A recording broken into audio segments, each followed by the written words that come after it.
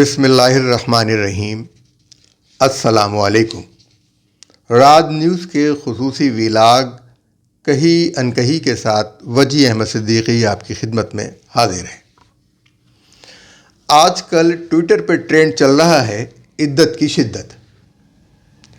بات یہ ہے کہ اگر یہ کام کوئی عام آدمی کرے تو اس کو سزا ملتی ہے، عدالت سے ملتی ہے۔ اس عام آدمی کے لیے کوئی ٹویٹ نہیں کرتا، کوئی بیان نہیں دیتا، لیکن عمران خان کی بدکاری بھی نیکی شمار کی جا رہی ہے۔ یہ تو ثابت ہی ہو گیا ہے کہ پنکی پیرنی، جسے بشرا مانیکا یا بشرا وٹو بھی کہا جاتا ہے، اس نے اپنی عدت کی مدت پوری کیے بغیر عمران خان سے شادی کر لی، نکاح کر لیا، اور اس کو یہ بے چینی تھی کہ وہ وزیر اعظم کی بیوی بننا چاہتی تھی۔ لیکن جب یہ فیصلہ آیا کہ عمران خان کا یہ نکاح ناجائز ہے اور گناہ ہے اور اس کے اوپر ان کو سزا دی جا رہی ہے 7 سال قید کی، اور جبکہ پنکی پیرنی کو بھی 7 سال قید کی سزا دی گئی اور اسے بنی گالہ میں قید کر دیا گیا، سوال یہ پیدا ہوتا ہے کہ اسے بنی گالہ میں کیوں قید کیا گیا؟ ان سارے سوالوں کے جواب ہم آگے چل کر دیں گے یا لیں گے، لیکن سب سے پہلے ہم یہ سوچتے ہیں کہ آپ یہ بتلائیے کہ اس بارے میں اسلام کا چورن بیچنے والے، اپنی پارسائی کا چورن بیچنے والے اوریا مقبول جان کیوں پھدک رہے ہیں؟ کیا وہ نہیں جانتے کہ قرآن کیا کہتا ہے اس حوالے سے؟ کیا وہ نہیں جانتے احادیث اس حوالے سے کیا کہتی ہیں؟ نہیں، وہ جانتے ہیں اور جانتے بوجھتے لوگوں کو بیوقوف بنا رہے ہیں، اسلام کا چورن بیچتے ہیں، اپنے آپ کو لیبل کیا ہے، یعنی وہ جمعے کی نمازوں کے خطبے بھی دیتے ہیں۔ اسلام کے بارے میں وہ جتنا جانتے ہیں، میں دعویٰ نہیں کر سکتا کہ میں اتنا جانتا ہوں، لیکن بہرحال جو چیزیں بالکل واضح ہیں ان کے بارے میں تو میں کہہ سکتا ہوں کہ جناب آپ یہ غلط کر رہے ہیں۔ قرآن کی آیات اس بارے میں واضح ہیں اور عدالتیں ہی فیصلہ کرتی ہیں۔ عدالت ہی فیصلہ کرتی ہے کہ کون گنہگار ہے، کون نیک ہے۔ چاہے عدالت کو آپ کتنا ہی کہیں کرپٹ ہے، یہ ہے، وہ ہے، آپ جتنے الزامات لگائیں، لیکن فیصلے تو آپ کو عدالت کے ہی ماننے پڑیں گے۔ یہ سیاسی فیصلہ نہیں ہے، یہ اخلاقی فیصلہ ہے، یہ کردار کا فیصلہ ہے۔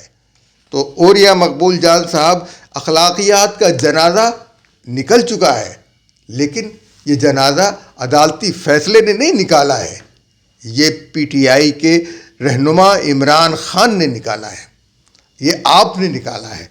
دنیا بھر میں یہ شخص پلے بوائے کے نام سے مشہور ہے، اس کا کردار سب کے سامنے ہے، اور کوئی بھی اس حوالے سے ہم دیکھتے ہیں کہ اس سے انکار نہیں کرتا کہ عمران خان کا کیا کردار تھا۔ چلیے کردار تھا کو لوگوں نے نظر انداز کیا، لیکن جب اس کردار میں ایک عورت برقع پہن کر آتی ہے اور اپنے آپ کو اسلامی ظاہر کرتی ہے، لیکن اسلام جادو ٹونے، تعویذ گنڈے اور قبروں کو سجدہ کرنے کے خلاف ہے۔ کسی سے پوچھ لیجئے۔ اولیاء کرام کی عزت ہوتی ہے، لیکن ان کی قبروں کو مسجد نہیں بنایا جاتا، سجدہ گاہ نہیں بنایا جاتا، یہ کسی بھی مسلک میں جائز نہیں ہے۔ یہ کام واضح ہے، سب نے دیکھا کہ عمران خان نے بھی سجدہ کیا، پنکی پیرنی نے بھی سجدہ کیا، اور یہ لوگ بت پرست ہیں، قبر پرست ہیں، اسلام پرست نہیں ہیں۔ اب حیرت یہ ہے کہ سراج الحق اور نعیم الرحمن عمران خان کی کس لیے حمایت کر رہے ہیں، اور عمران خان جیل سے پیپلز پارٹی کو اور ان کو ہدایات کیوں دے رہے ہیں؟ واہ، گویا یہ دونوں پارٹیاں ان کی ہیں۔ پیپلز پارٹی تو عمران خان کی ہدایات کو نہیں مانے گی، لیکن جماعت اسلامی کے جو لوگ ہیں وہ ضرور مانتے ہیں، اس لیے کہ اپنی زندگی کی واحد وزارت سراج الحق نے عمران خان کی حکومت میں پائی تھی، صوبائی حکومت میں، اس احسان کا بدلہ چکا رہے ہیں۔ اور نعیم الرحمن صاحب، ان کا مجھے سمجھ میں نہیں آتا کہ یہ کس لیے، ان لوگوں کے بارے میں میں حیران ہوں کہ یہ اپنی جماعت کی حمایت چھوڑ کے پی ٹی آئی کی حمایت کیوں کر رہے ہیں؟ کیا وہ بھول گئے کہ عمران خان کا قادیانی کنیکشن کتنا مضبوط ہے؟ یاد کیجئے مولانا سید ابو الاعلیٰ مودودی رحمۃ اللہ علیہ کو جب 1953 میں ان کو گرفتار کیا گیا کہ انہوں نے کتاب قادیانی مسئلہ کیوں لکھی، ان کو پھانسی کی سزا دی گئی، سزائے موت سنائی گئی اور پھانسی گھاٹ تک ان کو پہنچا دیا گیا، اس کوٹری میں بند کر دیا گیا، لیکن اللہ تعالیٰ نے ان کو بچایا، کیونکہ مولانا سید ابو الاعلیٰ مودودی کا اللہ پر ایمان اس قدر پکا تھا کہ انہوں نے اپنے بیٹے سے کہا کہ میں معافی نہیں مانگوں گا، اگر میری زندگی میں موت اسی طرح لکھی ہے تو میں کچھ بھی کر لوں، مجھے یہ موت مل کر رہے گی، لیکن اگر میری زندگی میں یہ موت اس طرح نہیں لکھی ہے تو یہ لوگ چاہے الٹے لٹک جائیں، مجھے نہیں لٹکا سکتے۔ اور اللہ تعالیٰ نے ثابت کر دیا کہ وہ لوگ الٹے لٹک گئے، لیکن مولانا سید ابو الاعلیٰ مودودی کو نہیں لٹکا سکے۔ مولانا سید ابو الاعلیٰ مودودی نے یہ قربانی کس لیے دی تھی؟ ختم نبوت کے لیے، اس ختم نبوت کے لیے جس کا عمران خان منکر ہے، جو اپنی کابینہ میں ہمیشہ قادیانیوں کو جگہ دینا چاہتا رہا، اس کے نزدیک قادیانی قابل ہے۔ اور یہ ساری چیزیں ہم اپنے ویلاگز میں ثابت کر چکے ہیں کہ ان کا قادیانی کنیکشن کتنا مضبوط ہے۔ تو اب اس کے باوجود جماعت اسلامی کے ان لیڈروں کی طرف سے حمایت عمران خان کی سمجھ سے بالا تر ہے۔ یہ بالکل ایسے ہی ہے کہ نعوذ باللہ مسلمہ کذاب کی حمایت کرے، یہ بالکل اسی طرح ہے۔ اب اگر یہی نکاح کا جو کام ہے، عدت میں نکاح کا، عمران خان کے کسی سیاسی مخالف کے ساتھ ہوتا یا جماعت اسلامی کے کسی سیاسی مخالف نے یہ کام کیا ہوتا تو اولیاء مقبول جان اور سراج الحق اور نعیم الرحمن کس قدر ڈھول پیٹتے، یہ چیز کیوں نہیں ان کا شور مچاتے؟ یعنی جو کام اللہ اور اس کے رسول کے احکامات کے خلاف ہوا اس پر بھی آپ ان کا ساتھ دے رہے ہیں۔ دوسری دلچسپ بات یہ ہے کہ خاور مانیکا اور فرح گوگی، ان کا خاندان جو ہے وہ نون لیگ میں شامل ہو گیا اور وہ پارسا ہو گیا۔ جو لوگ ملک کو مل کر لوٹنے والے تھے وہ بچ کے نکل جائے۔ فرح گوگی نے کتنے پیسے بنائے، وہ گرفت میں نہیں آ رہی۔ ارے ملک کے پیسے ہیں، ان سے نکلواؤ۔ یہ کیا کہ آپ کی جماعت میں آ گیا تو پارسا ہو گیا، صاف ستھرا ہو گیا۔ وہ جو اس نے لوٹا تھا، مال لوٹا تھا، اس کو کون لائے گا؟ خاور مانیکا کا کردار بھی مشکوک ہے۔ اب آپ یہ دیکھیے کہ خاور مانیکا صاحب جو ہیں، ان کو کیا نہیں پتا تھا کہ عمران خان ان کے گھر آتے جاتے ہیں؟ یعنی ایک غیر مرد آ رہا ہے آپ کے گھر میں اور آپ کی بیوی سے تنہائی میں مل رہا ہے، آپ کو کوئی بے چینی نہیں ہے؟ ایک عام آدمی تو غیرت کے نام پہ قتل کر ڈالتا ہے، آپ راستہ نہیں بند کر سکے اس کا۔ بات یہ ہے کہ خاور مانیکا صاحب اب وقت کا فائدہ اٹھا رہے ہیں، اور یہی وجہ ہے کہ نون لیگ کے ساتھ وہ اپنے راہ و رسم بڑھا رہے ہیں۔ وہ جب ایف بی آر میں تھے تب بھی لوٹ مار کرتے تھے، اور جب ایف بی آر سے نکلے تب بھی لوٹ مار کرتے تھے، جب عمران کی حکومت تھی تب بھی وہ لوٹ مار کرتے تھے۔ ہم یہ بھولے نہیں ہیں کہ خاور مانیکا کی بیٹی جب رات کو گرفتار ہوئی تھی تو پولیس اہلکاروں کو یہ کہہ کر معطل کروا دیا گیا تھا، ہماری حکومت ہمارے ہی خلاف۔ تو بھائی خاور مانیکا صاحب، آپ کی حکومت کیسے ہو گئی؟ وہ تو عمران خان کی حکومت تھی۔ لیکن کوئی کچھ تو طے تھا، کیونکہ خاور مانیکا صاحب اس وقت جب اپنی بیوی عمران خان کے حوالے کر چکے تھے، پی ٹی آئی کی کور کمیٹی کے رکن تھے، یہ بتلائیے، اور عمرے پر ساتھ بھی گئے تھے اپنی سابقہ بیوی اور اس کے موجودہ شوہر کے ساتھ۔ اب آپ گواہی دے رہے ہیں، ٹھیک ہے، اچھی بات ہے، گواہی دیں، لیکن اس وقت بھی غیرت کا تقاضا یہ تھا کہ آپ ان کے ساتھ نہ رہتے، لیکن ظاہر ہے بے حیائی کی خیر ہو یا رب، لوگ غیرت سے مر گئے ہوتے۔ میڈیا میں یہ سوالات اٹھائے جا رہے ہیں کہ شادی جیسے نجی معاملے کو کرمنل کیوں بنایا گیا، کرمنل کیس کیوں بنایا گیا۔ مجھے حیرت یہ ہوتی ہے کہ جو اینکرز یہ سوال اٹھاتے ہیں، کیا وہ ملک کے قانون سے، قاعدے سے واقف ہیں یا نہیں؟ قاعدہ اور قانون کیا صرف عام آدمی کے لیے ہے کہ اگر کوئی نکاح پر نکاح کر لے تو اس کو پکڑ لو، بغیر نکاح نامے کے کوئی مل جائے تو اس کو پکڑ لو؟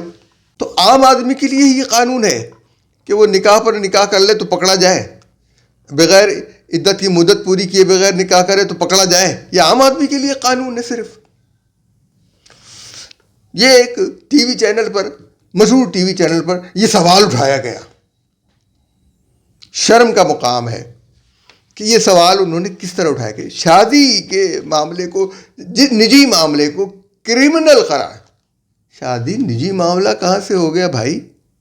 یہ تو اعلان ہوتا ہے کہ دو افراد آپس میں نکاح کر رہے ہیں، اس کے گواہ یہ ہیں۔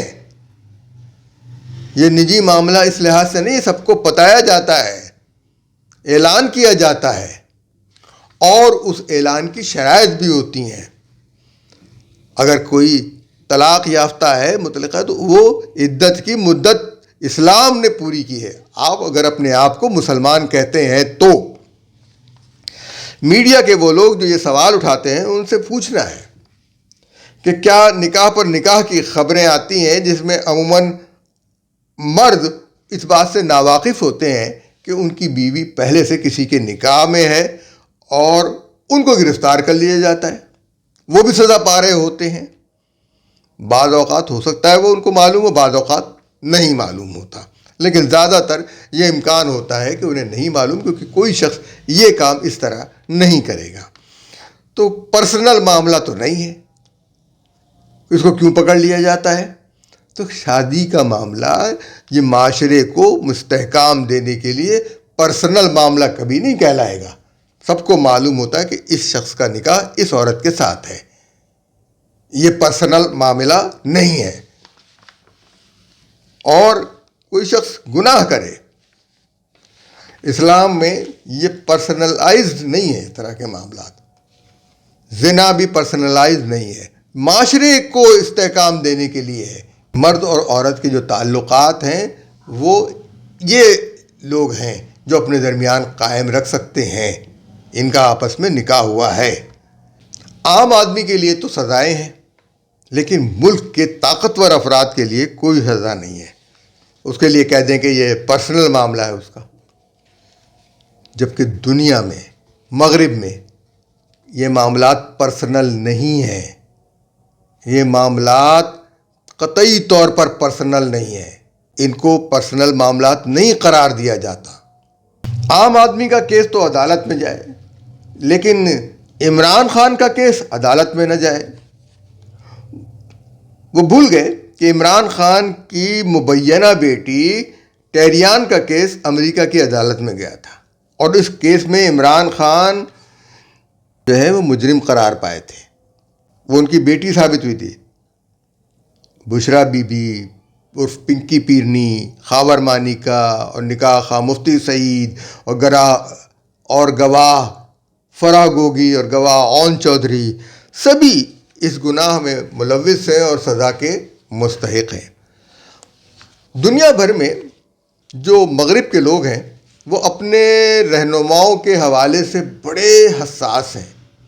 وہ کہتے ہیں کہ ان کا جو رہنما ہے، جو لیڈر ہے، وہ کسی طریقے کا، کسی اخلاقی برائی کا شکار نہ ہو، خود چاہے وہ کتنی ہی اخلاقی برائیوں کے شکار ہوں، لیکن اپنے لیڈر میں وہ اس قسم کی کوئی خرابی نہیں دیکھنا چاہتے۔ اور اس لیے نہیں دیکھنا چاہتے کہ وہ لیڈر ان کے ملک کے رازوں کا نگہبان ہوتا ہے، تو اس کے اندر کوئی ایسی اخلاقی خرابی نہ ہو کہ کوئی اس ذریعے سے ان سے یہ راز نہ نگلوا لے۔ یہ کہنا کہ اخلاقی طور پر ان کو کمزور دکھانے کی کوشش کی جا رہی ہے۔ اسی طرح سراج الحق عمران خان کے توشہ خانہ کیس پر کہتے ہیں کہ صرف ایک گرفتاری کافی نہیں ہے۔ بھئی جرم عمران خان نے کیا وہ ثابت ہو گیا، اور شہزادے کی دی ہوئی گھڑی بازار میں بیچنے کا جرم ثابت ہوا، تو جناب سراج الحق صاحب یہ بتائیں کہ سعودی شہزادے کی گھڑی کسی اور نے تو بازار میں نہیں بیچی تھی، آپ کسی اور حکمران نے تو تحفہ بازار میں نہیں بیچا تھا، تحفہ بازار میں بیچا گیا، اور یہ بازار میں تحفہ بیچنا ظلم تھا، یہ پاکستان کو بدنام کرنا تھا۔ تو اگر کسی اور حکمران نے کوئی اور تحفہ بازار میں بیچا ہوتا تو عمران خان کی محبت میں آپ جو ہیں وہ سب کو سزاوار ٹھہرا رہے ہیں، یہ انصاف کا تقاضا نہیں ہے۔ اگر کسی نے کوئی ایسا جرم کیا ہے اور آپ کے پاس اس کا ثبوت ہے تو آپ عدالت جائیں، اس کو بھی سزا دلوائیں، کیونکہ عمران خان کو سزا ملنے کے بعد یہ ایک مثال قائم ہو گئی ہے کہ کوئی بھی توشے خانے سے اگر چوری کرے گا تو اس کو سزا ملے گی۔ تو آپ جائیں عدالت میں، اور عدالت میں جا کر اپیل کریں۔ سیاسی جو ہے طور پر نمبرنگ کرنے کے لیے، اپنے نمبروں میں اضافہ کرنے کے لیے یہ اس قسم کے بیانات نہ دیں، آپ سے توقع نہیں ہے، کیونکہ آپ دعوے دار ہیں اسلامی نظام کے، اور اسلامی نظام جھوٹ نہیں مانتا، کسی پر بہتان نہیں مانتا۔ الزام تراشی کر رہے ہیں تو عدالت میں جائیں اور ثابت کر رہے ہیں۔ میں یہ نہیں کہتا کہ باقی لوگ پارسا ہیں، نہیں ہوں گے پارسا، لیکن ثابت کریں نا۔ آپ تو ثابت نہیں کر رہے، صرف اپنی تقریر میں زور پیدا کرنے کے لیے اور عمران خان کی محبت میں دوسروں کو برا بھلا کہنے کے لیے یہ سب کچھ کر رہے ہیں۔ سراج الحق کا کہنا تھا کہ بیچارہ کپتان عدت اور مدت پوری نہیں کر سکا۔ سراج الحق صاحب، عدت نہ پوری کرنا، اس کی بیوی نے عدت نہیں پوری کی تھی اور گناہ کا کام کیا تھا۔ عمران بھی جانتا تھا، اس کی بیوی بھی جانتی تھی۔ یہ مذاق کی بات نہیں ہے کہ بیچارہ کپتان، بیچارہ نہیں ہے، یہ مذاق نہیں ہے۔ آپ دوسروں کی نفرت میں یہ کام نہ کریں۔ جماعت اسلامی کو تو آپ نے پہلے ہی برباد اور تباہ کر دیا ہے، اس کو اپنے نظریے سے ہٹا دیا ہے، اور لوگوں کے اندر ایک زہر بھر دیا ہے۔ وہ وہی طریقہ اختیار کیے ہوئے ہیں جو پی ٹی آئی کے لوگ اختیار کیے ہوئے ہیں۔ گالم گلوچ، دوسروں پر بہتان، الزام، یہی سب کام ان کے رہ گئے ہیں۔ آپ عدت نہ پوری کرنے پر عمران خان اور اس کی بیوی کو گناہگار نہیں سمجھتے؟ کیا یہ نہیں ہے؟